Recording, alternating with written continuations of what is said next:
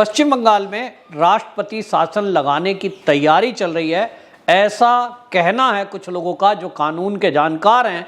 और वो ये कहते हैं कि ये लगाना ही पड़ेगा क्योंकि पश्चिम बंगाल में जिस तरह की हिंसा चुनाव के पहले, चुनाव के बाद और अब ममता बनर्जी के मुख्यमंत्री बनने के बावजूद जो हिंसा हो रही है और वहाँ से पलायन हो रहा है लोगों का, ये रुकने का नाम नहीं ले रहा।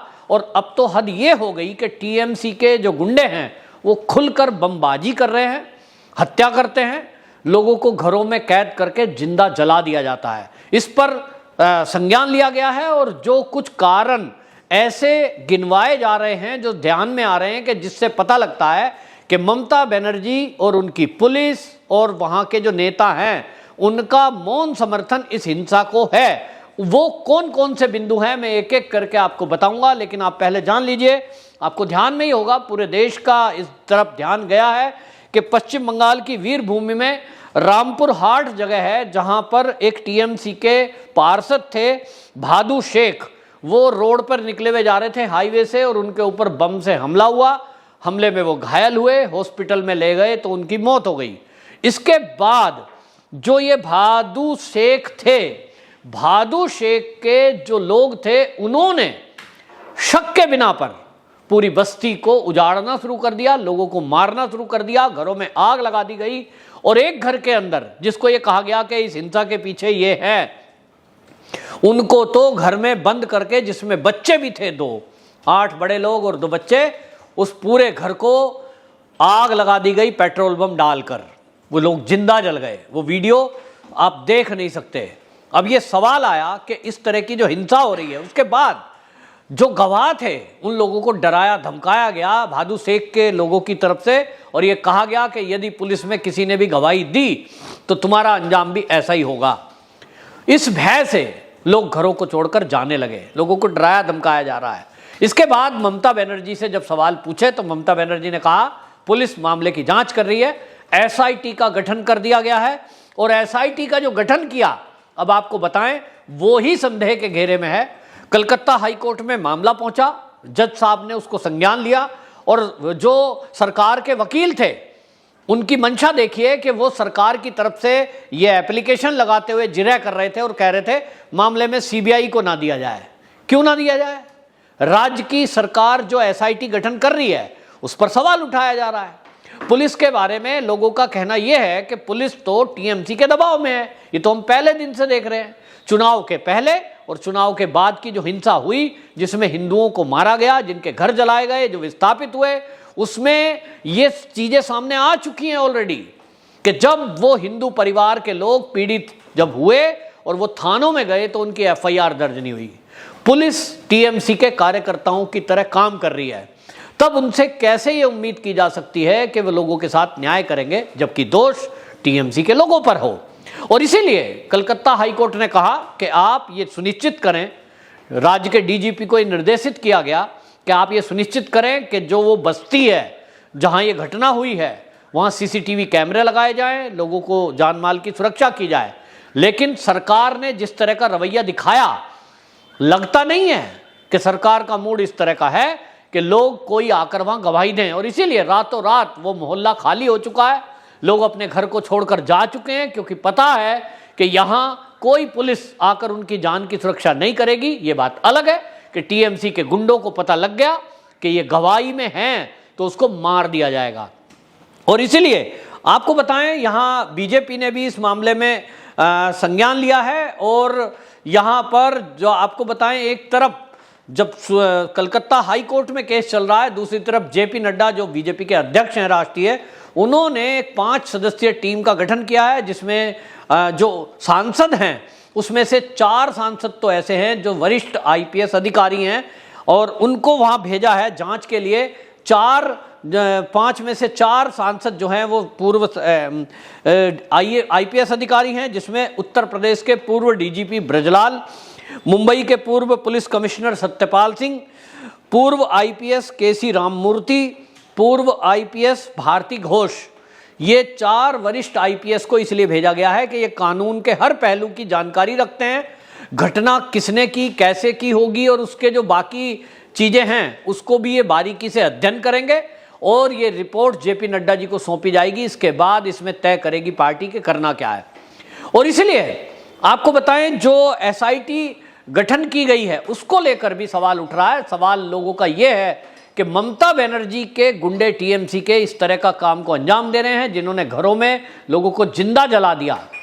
वो हिंदू नहीं थे, लेकिन बावजूद इसके जनता का यह कहना है और बीजेपी का यह कहना है कि जिस तरह से कानून का मखौल उड़ाया जा रहा है और टीएमसी के गुंडे खुलेआम हिंसा को अंजाम दे रहे हैं, लोगों को वहां से भगाया जा रहा है, केवल और केवल घुसपैठियों को सुरक्षा दी जा रही है, ये बड़े भयंकर है। इसी को मामले को लेकर पहली बार कांग्रेस के विपक्ष के नेता हैं अधीर रंजन चौधरी, उन्होंने भी राष्ट्रपति शासन की मांग की है।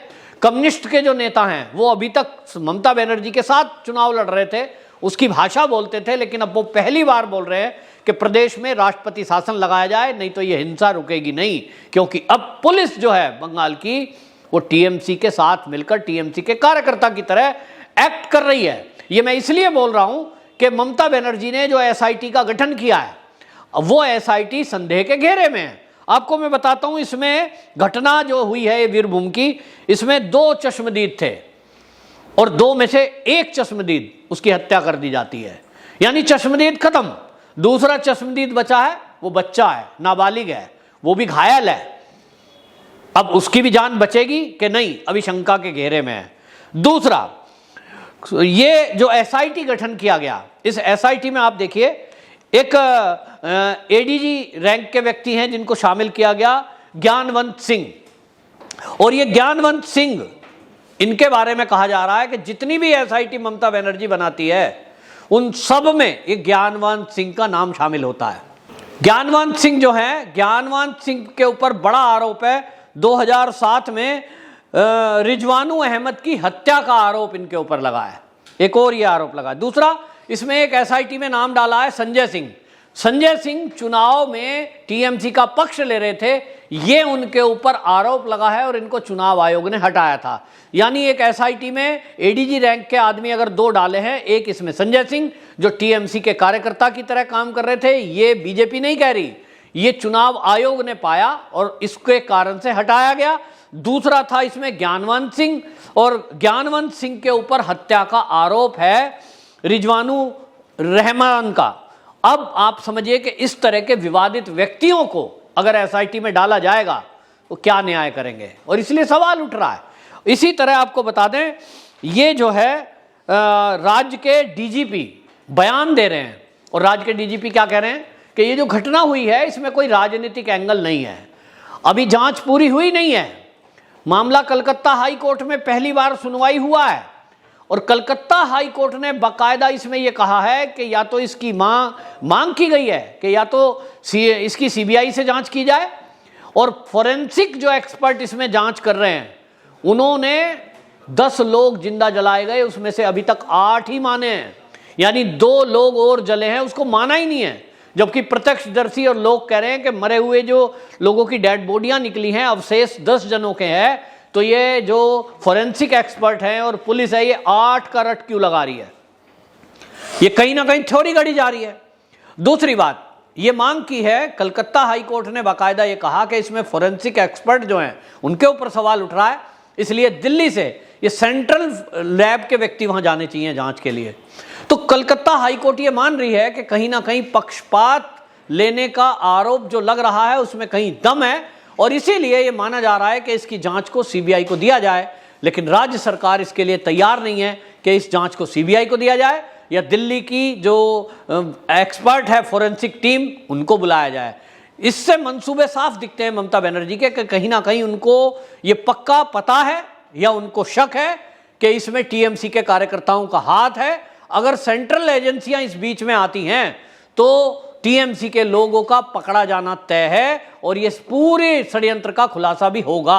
इसलिए जो धनखड़ जी हैं वहां के राज्यपाल, उन्होंने भी मांग की है एक बार फिर से कि पश्चिम बंगाल में हालात बहुत खराब हैं, यहां मुझे धमकाया जा रहा है यानी राज्यपाल को, तो फिर बाकी आम जनता का क्या होगा। इसी तरह उन्होंने ये भी कहा, बीजेपी के लीडरशिप ने भी ये कहा कि जिस तरह से दिलीप घोष के बयान आए कि भाई जिस तरह की बातें यहां चल रही हैं कि लोगों को मार दिया जाता है, उसके बाद पुलिस कोई कार्रवाई नहीं करती है और पुलिस कार्रवाई करती है तो टीएमसी के लोगों को उसमें क्लीन चिट दे दी जाती है, और जो इसमें गवाह हैं या जो विक्टिम है, जो सताए गए लोग हैं, उसी को ये परेशान करना शुरू कर देते हैं। इस मामले में भी, वीरभूमि के मामले में भी ऐसा देखा जा रहा है कि जो लोग सताए गए हैं, जो उस बस्ती में रह रहे हैं, उनको डराया धमकाया जा रहा है। टीएमसी के गुंडे उनके घर घर जाकर उनको डरा रहे हैं।